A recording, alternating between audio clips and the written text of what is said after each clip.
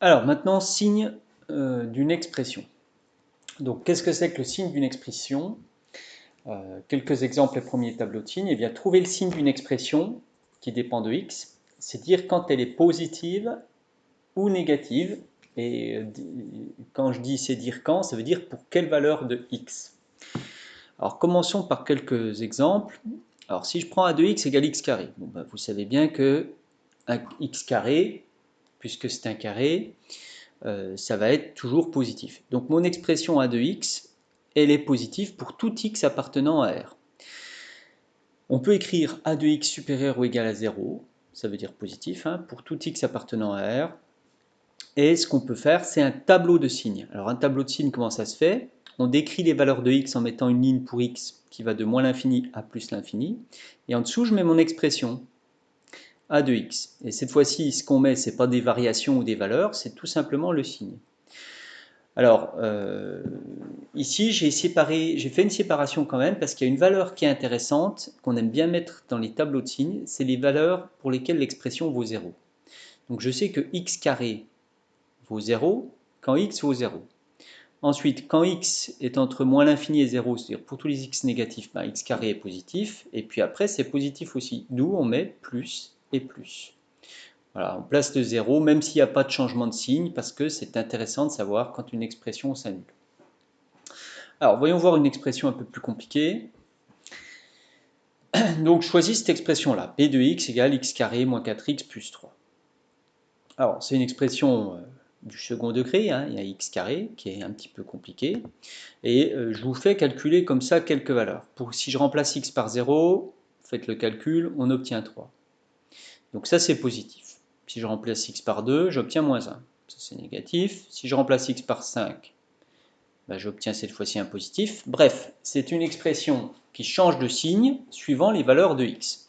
Et puis, ben, donc, le problème, c'est de trouver pour quelle valeur de x c'est positif et pour quelle valeur de x c'est négatif. Donc, c'est ce que j'écris ici. Alors, parfois, ça peut être un problème délicat de trouver le signe. Mais ici, on va se sortir en regardant la courbe.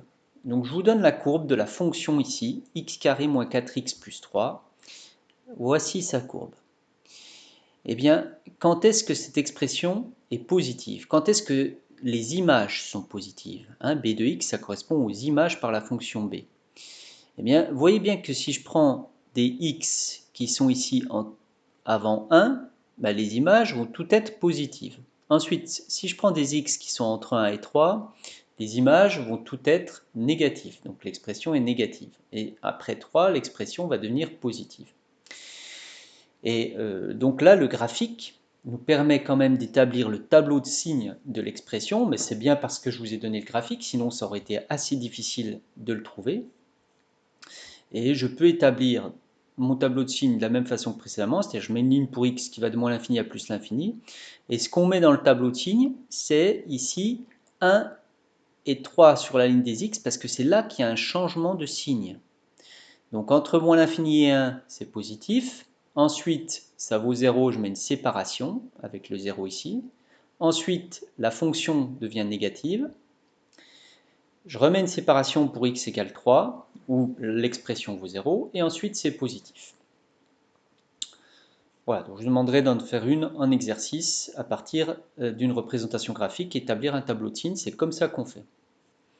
Dernier exemple, j'ai pris x carré plus 3, c'est de x.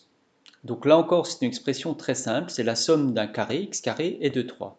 Ben, j'espère que si vous réfléchissez au signe, ben, comment ça va être? J'ai un carré plus un nombre positif. Mais cette fois-ci, ça va être toujours positif et même strictement positif parce qu'il y a le plus 3.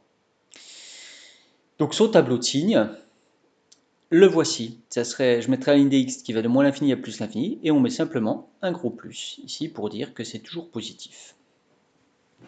Donc vous, pour l'instant, ce que vous devez être capable de faire, c'est donner le signe d'expression très simple, hein, comme x carré plus 3, et le signe, dans un premier temps, des fonctions affines. Et donc, c'est l'objet du paragraphe suivant que je fais dans la vidéo suivante.